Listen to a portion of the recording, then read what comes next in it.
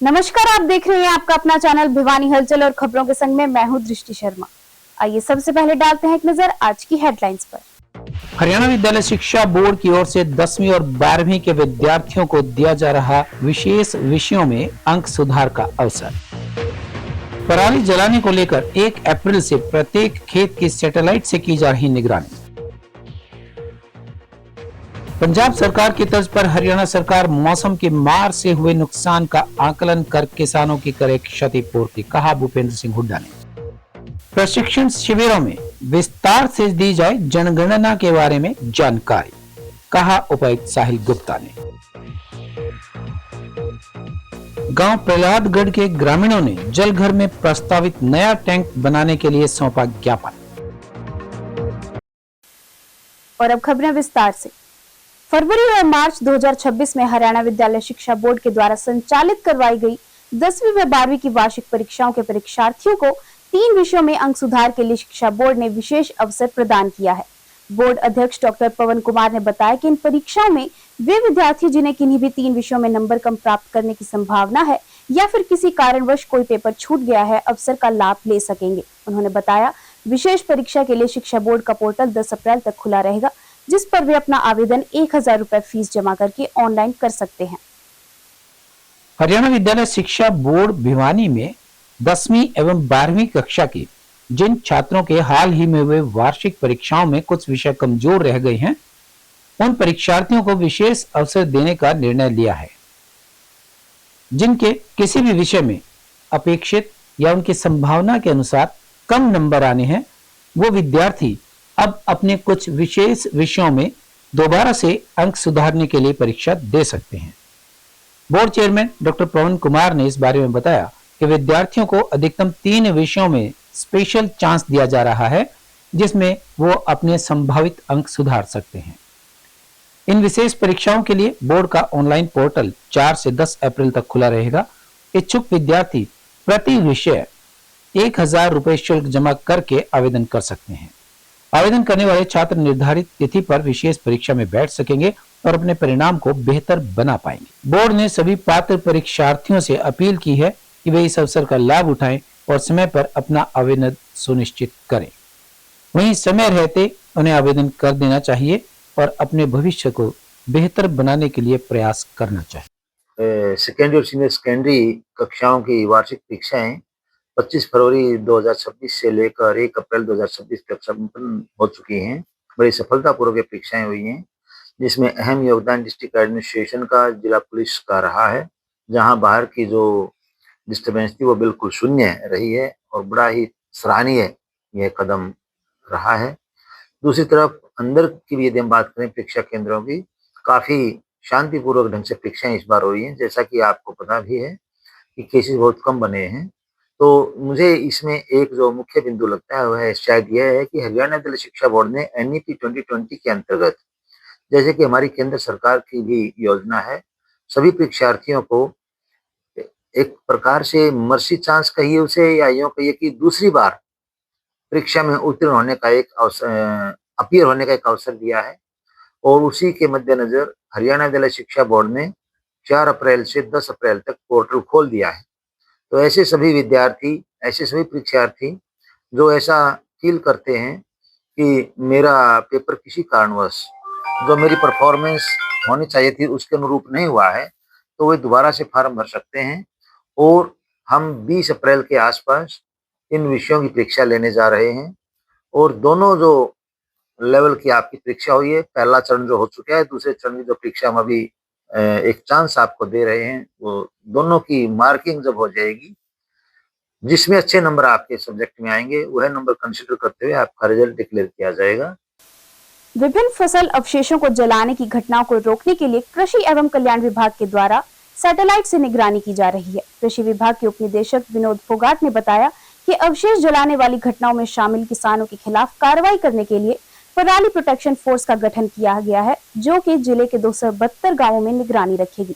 उन्होंने किसानों से भारी जुर्माने से बचने के लिए फसल अवशेषों को न जलाने की अपील की है।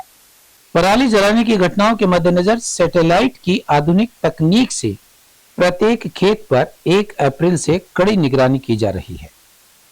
कृषि एवं किसान कल्याण विभाग ने आम जन से अपील करते हुए कहा कि वे फसल अवशेषों को किसी भी कीमत पर न जलाएं। वहीं कृषि विभाग के उप निदेशक डॉक्टर विनोद फोगाट ने बताया कि गेहूं की कटाई उपरांत खेतों में बचे हुए फसल अवशेषों में अक्सर आग लगा दी जाती है। उन्होंने बताया कि 1 अप्रैल 2026 से प्रत्येक खेत की निगरानी आधुनिक तकनीक से सैटेलाइट के माध्यम से की जा रही है। यदि कोई भी किसान खेत में फसल अवशेषों में आग लगाते हुए पाया गया तो उसकी सूचना तुरंत कंट्रोल रूम तक पहुंच जाएगी और उनके अगेंस्ट कार्यवाही सुनिश्चित की जाएगी। वहीं फसल अवशेषों में आग लगाने पर नियमानुसार 2 एकड़ से 5 एकड़ तक 5,000 रुपए, 5 से 10 एकड़ तक 15,000 और इससे ऊपर 30,000 रुपए तक जुर्माना किया जा सकता है। इसके साथ ही साथ संबंधित किसान का मेरी फसल मेरा ब्यौरा पोर्टल पर पंजीकरण अधिकार अस्थायी रूप से निलंबित कर दिया जाएगा, जिससे वह आगामी 2 वर्षों तक किसी भी सरकारी योजना का लाभ नहीं ले पाएगा। वहीं फसल अवशेषों को जलाने की घटनाओं पर पूर्ण रूप से प्रतिबंध लगाने के लिए डिप्टी कमिश्नर साहिल गुप्ता ने सभी 272 गांवों में निगरानी के लिए पराली प्रोटेक्शन फोर्स का गठन भी किया है और जिले में धारा 163 लगाई जा चुकी है। जिला प्रशासन और कृषि विभाग ने किसानों व आमजन से अपील की है कि वे फसल अवशेषों को जलाने के बजाय वैज्ञानिक एवं पर्यावरण अनुकूल तरीकों को अपनाएं ताकि भूमि की उर्वरता बनी रहे, वायु प्रदूषण कम हो और किसी भी प्रकार की आगजनी की घटना से बचा जा सके। देखो, आपको मैं ये बताना चाहता हूँ कि अप्रैल में आज की अगर हम बात करें तो गेहूं की हार्वेस्टिंग का टाइम पीक के ऊपर है। किसान भाई अभी अपनी गेहूं निकाल रहे हैं, साथ साथ मंडी में भी भेज रहे हैं और इसमें जो अपना धान अपने गेहूं की जो पराली है, हमारी किसान भाइयों से अनुरोध है कि भी वो गेहूं की पराली में आग न लगाएं। इसका मेन कारण ये है कि अपनी ज़मीन की उर्वरकता शक्ति ख़त्म होती है, ज़मीन की वाटर होल्डिंग कैपेसिटी कम होती है। जो अपने जीव जंतु जो ज़मीन को खेती को फायदा पहुँचाते हैं वो भी इससे जलकर मरने की आशंका होती है। आस पड़ोस में पौधों को भी नुकसान होता है और सबसे मेजर कारण ये पर्यावरण को इस चीज़ से बहुत ज़्यादा नुकसान होता है। पूर्व सांसद जगबीर सिंह की रस्म पगड़ी में पहुंचे हरियाणा के पूर्व मुख्यमंत्री भूपेंद्र सिंह हुड्डा ने अपना शौक प्रकट करते हुए उन्हें ईमानदार व समाजसेवी नेता बताया। इस दौरान उन्होंने किसानों के मुद्दों को लेकर राज्य सरकार पर निशाना साधा है। उन्होंने कहा कि पंजाब की तर्ज पर हरियाणा में भी मौसम की मार से खराब हुई फसलों का आंकलन कर किसानों को मुआवजा दिया जाना चाहिए। साथ ही मंडियों में लागू नए नियमों को किसानों के लिए परेशानी का कारण बताया। हुड्डा ने ऐलान किया कि वे प्रदेश की विभिन्न अनाज मंडियों का दौरा कर फसल खरीद व्यवस्था का जायजा लेंगे। हरियाणा के पूर्व मुख्यमंत्री भूपेंद्र सिंह हुड्डा ने कहा कि हरियाणा प्रदेश में जिस प्रकार से इन दिनों पकी हुई फसलों पर मौसम की मार पड़ रही है, उसे लेकर नुकसान का आकलन करवाकर किसानों के लिए मुआवजे की व्यवस्था करनी चाहिए। उन्होंने पंजाब का उदाहरण देते हुए कहा कि पंजाब सरकार ने इन दिनों हो रही बरसात व ओलावृष्टि के खराबे का आकलन शुरू कर दिया है। हरियाणा सरकार को भी उनकी तर्ज पर ऐसा करना चाहिए। यह बात उन्होंने भिवानी में पूर्व सांसद जगबीर सिंह के निधन पर शोक प्रकट करने के बाद पत्रकारों से बातचीत करते हुए कही। हुड्डा ने कहा कि वे पूर्व सांसद जगबीर सिंह व लोकसभा में उनके साथी रहे। वे स्पष्टवादी और ईमानदार व्यक्ति थे, सादा जीवन व्यतीत करते थे। भूपेंद्र सिंह हुड्डा ने कहा कि फसलों की मंडियों में सही बिकवाली हो, इसको लेकर वे प्रदेश की मंडियों का दौरा कर रहे हैं। मंडियों में फसल खरीद के लिए बायोमेट्रिक का प्रयोग, ट्रैक्टर ट्रॉली पर नंबर लगाने सहित विभिन्न नए नियम जो लगाए गए हैं, उससे किसानों को काफी परेशानी हो रही है। हाँ, चौधरी जगबीर सिंह जी मेरे साथ पहली बार मेरी उनकी मुलाकात करीबी से हुई जब वो सांसद थे मेरे साथ लोकसभा में। बहुत अच्छे व्यक्ति थे और बहुत स्पष्टवादी थे, सादे थे और ईमानदार व्यक्ति थे। समाज सेवा में हम पहले फौज में रहे हो, फिर समाज सेवा में उनका जीवन गया। सांसद के रूप में भी, फौजी के रूप में भी, वकील के रूप में भी उन्होंने समाज में अच्छा नाम है। कई दफ़ा ऐसा होता है, यूनिवर्सल ट्रुथ है, एक झूठ बोलने के लिए कई झूठ बोलनी पड़ती है। एक झूठ छुपाने के लिए फसल का बड़ा भारी नुकसान है और सरकार की तरफ से कोई नहीं। पंजाब सरकार कंपनसेशन नुकसान असेस करा रही है, तो हरियाणा सरकार क्यों नहीं असेस कराती? बड़ा भारी नुकसान हुआ है बेमौसमी जो बारिश है। यहाँ तो मैंने एक मंत्री का बयान पढ़ा वगैरह, ये तो 2 मन दाने बढ़ जाएंगे इनके, पकने के बाद दाने कभी वजन बढ़ता है उनका। उसमें हैरान था। ऐसी बात है जो किसान को मदद करने की जो है उनका मजाक नहीं उड़ाना चाहिए। ट्रेली की फोटो की जो बात आती है, नए नियम मैं जा रहा हूँ मंडियों में। आज मैं जाऊँगा सांपला, कल मैं जाऊँगा नारायणगढ़ और उस अम्बाला तक कई मंडियों में होके, फिर परसों में कुरुक्षेत्र, करनाल, इस प्रकार सारी मंडियों में जा रहे हैं। ये जो पोर्टल का चला रखा है ना, कहीं बायोमेट्रिक, कहीं मेरी फसल मेरा ब्यौरा, कहीं ट्रैक्टर पे आपने नंबर लिख के लाओ ट्रॉली पे। जनगणना 2027 को लेकर प्रशासन पूरी तरह एक्टिव मोड में नजर आ रहा है। जिले में 2728 प्रगणकों और सुपरवाइजर्स को विशेष प्रशिक्षण दिया जा रहा है। डीसी साहिल गुप्ता ने निर्देश दिए हैं कि सभी अधिकारी प्रशिक्षण शिविरों में जनगणना की जानकारी को गहनता से समझें। 6 से 8 अप्रैल तक विभिन्न स्थानों पर ये प्रशिक्षण शिविर आयोजित किए जा रहे हैं। इस बार जनगणना पूरी तरह डिजिटल मोड में होगी, जिसमें मोबाइल ऐप और ऑनलाइन पोर्टल का इस्तेमाल किया जाएगा। डीसी साहिल गुप्ता के मार्गदर्शन में भारत सरकार के मास्टर ट्रेनर आनंद जनगणना 2027 की ट्रेनिंग दे रहे हैं। इसके प्रथम चरण को सफलतापूर्वक संपन्न करने के लिए विभिन्न स्थानों पर प्रगणकों और पर्यवेक्षकों के लिए 4 स्तरीय प्रशिक्षण शिविर का आयोजन किया गया है। वैश्य कॉलेज, नेकीराम लाइब्रेरी, राजकीय मॉडल संस्कृति सीनियर सेकेंडरी स्कूल भिवानी में प्रशिक्षण दिया जा रहा है। यह प्रशिक्षण सुबह 9 बजे से 5 बजे तक 8 अप्रैल तक चलेगा। फील्ड ट्रेनर्स ने बताया कि इस बार की जनगणना की सबसे बड़ी विशेषता डिजिटल मोड में होना है। सभी प्रगणकों और पर्यवेक्षकों को घरों की गणना और डेटा एंट्री CMMS पोर्टल पर ऑनलाइन करनी होगी। प्रशिक्षण के दौरान हाउस लिस्टिंग के दौरान पूछे जाने वाले सवालों और फील्ड में आने वाली संभावित चुनौतियों के समाधान के बारे में विस्तार से समझाया गया। प्रयोगात्मक सत्र के माध्यम से पोर्टल के उपयोग और डेटा अपलोड करने की प्रक्रिया का अभ्यास भी करवाया गया। हमारा जो कार्य है वो स्टार्ट हो गया है। अभी जितने भी हमारे एन्यूमरेटर हैं, सुपरवाइजर हैं, उनका ट्रेनिंग का काम 6 अप्रैल से स्टार्ट हो चुका है। पहला बैच हमारा चल रहा है 6 से 8, उसके बाद दूसरा बैच हमारा चलेगा 9 से 11, फिर तीसरा बैच 15 से 17 चलेगा और चौथा बैच रहेगा 20 से 22। तो पहला बैच जो हमारा MC भिवानी का है वो 5 से 7 स्टार्ट हो चुका है।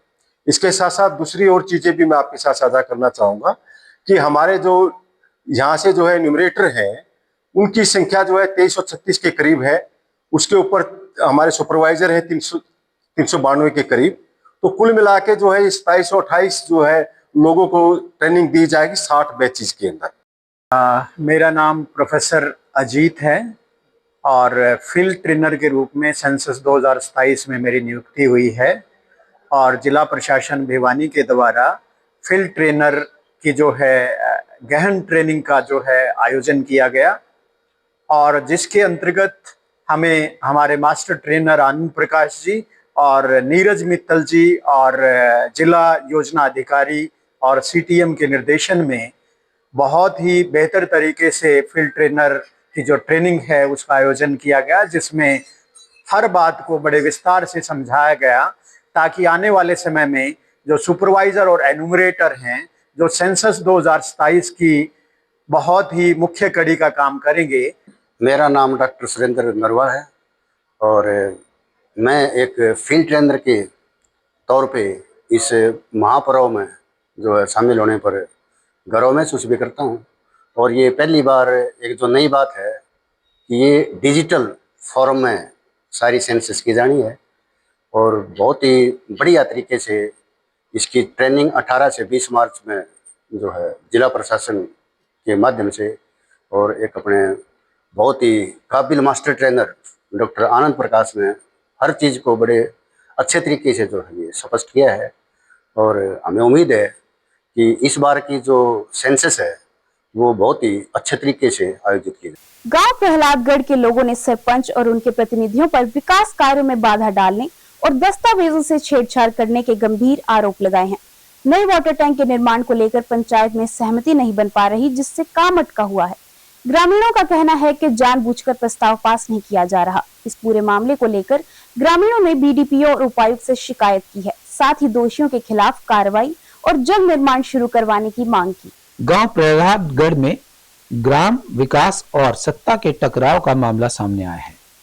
गांव के पंचों और ग्रामीणों ने सरपंच व सरपंच प्रतिनिधियों पर विकास कार्यों में बाधा डालने और सरकारी दस्तावेज के साथ छेड़छाड़ करने का आरोप लगाया है और जिला प्रशासन से हस्तक्षेप की मांग की है। इस मामले को लेकर मंगलवार को गांव प्रहलादगढ़ के पंचों और ग्रामीणों ने उपायुक्त व बीडीपीओ को मांग पत्र सौंपा। गांव के अधिकांश पंच और ग्रामीण चाहते हैं कि यह टैंक जलघर के दक्षिण पूर्वी हिस्से में खाली पड़ी उपयुक्त जगह पर बनाया जाए, जहां ग्रामीण पानी की समस्या के समाधान के लिए इस टैंक को जल्द से जल्द बनवाना चाहते हैं। वहीं सरपंच इस कार्य में कोई विशेष रुचि नहीं ले रहे हैं। उन्होंने कहा कि ग्राम पंचायत के प्रस्ताव के बिना निर्माण कार्य रुका हुआ है, जिससे सरकारी फंड और समय दोनों की बर्बादी हो रही है। उन्होंने आरोप लगाया कि सरपंच और उनके प्रतिनिधि अपनी मनमर्जी चला रहे हैं। फसल कटाई का सीजन चल रहा है, लेकिन गांव के विकास की चिंता के बजाय उन्हें बार बार मीटिंग्स के नाम पर बुलाकर प्रताड़ित किया जा रहा है। ज्ञापन के माध्यम से मांग की गई कि रजिस्टर छीनने और सरकारी कार्य में बाधा डालने वाले प्रतिनिधियों पर कानूनी कार्यवाही की जाए। सरपंच के हस्तक्षेप के बिना जनहित में वाटर टैंक का निर्माण तुरंत शुरू करवाया जाए तथा ग्राम पंचायत के कार्यों की निष्पक्ष जांच की जाए, ताकि ग्रामीणों के हक की रक्षा हो सके। सुबे सिंह एक सरपंच गांव प्रहलादगढ़ है। हमारे गांव में 15 साल पहले वाटर टैंक बना था, जिसमें 2 टैंक सैंक्शन हुए थे। अब 1.5 साल से एक दूसरे टैंक की मंजूरी आई हुई है, लेकिन सरपंच ने उसको दबाया हुआ है और अब 27 तारीख को पंचायत का प्रस्ताव भी दे दिया है। सर्वसम्मति से 10 पंच हैं, उन्होंने सब ने, लेकिन आज तक उसने उस प्रस्ताव को आगे फॉरवर्ड नहीं किया। इस समस्या को लेकर आए हैं कि हमारा वो प्रस्ताव है वो आगे फॉरवर्ड किया जाए और टैंक को मतलब बनवाया जाए। विनोद कुमार एक्स सरपंच प्रहलादगढ़। जी सर, कितनी समस्या है? किन समस्या? हमारे गांव में पीने के पानी की बहुत ज्यादा समस्या है। हमारे गांव से जलघर से एक नहीं 2 गांव जुड़े हुए हैं, एक गोविंदपुरा और एक प्रहलादगढ़। इस कारण एक टैंक से हमारे गांव की पूर्ति नहीं हो रही। लोग खारा पानी पी रहे हैं, इससे बच्चे बीमार हो रहे हैं और किसी तरह हमने ये जो टैंक हमारा पास हुआ है पब्लिक हेल्थ से 1.5 साल हो गई, उसके लिए सभी पंचों की सहमति से रेगुलेशन भी डाल रखा है। मैं महावीर सिंह गांव प्रहलादगढ़ का रहने वाला हूं। सर, हमारी समस्या यही है कि हमारे गांव में वाटर वर्क्स है, दिराना के साथ लगता जमीन है, उसमें तो वहाँ एक टैंक है पानी का। अब हमने कोई दौड़ धूप करके दूसरे की सैंक्शन ली है और वो 1.5 साल से आ रहा है।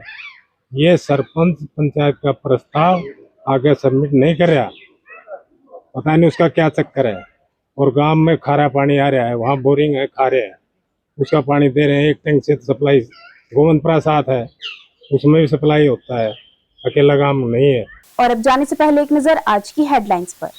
हरियाणा विद्यालय शिक्षा बोर्ड की ओर से 10वीं और 12वीं के विद्यार्थियों को दिया जा रहा विशेष विषयों में अंक सुधार का अवसर। पराली जलाने को लेकर 1 अप्रैल से प्रत्येक खेत की सैटेलाइट से की जा रही निगरानी। पंजाब सरकार की तर्ज पर हरियाणा सरकार मौसम की मार से हुए नुकसान का आकलन कर किसानों की करे क्षतिपूर्ति, कहा भूपेंद्र सिंह हुड्डा ने। प्रशिक्षण शिविरों में विस्तार से दी जाए जनगणना के बारे में जानकारी, कहा उपायुक्त साहिल गुप्ता ने। गांव प्रहलादगढ़ के ग्रामीणों ने जलघर में प्रस्तावित नया टैंक बनाने के लिए सौंपा ज्ञापन। अब मुझे दीजिए इजाजत और देखते रहिए आपका अपना चैनल भिवानी हलचल।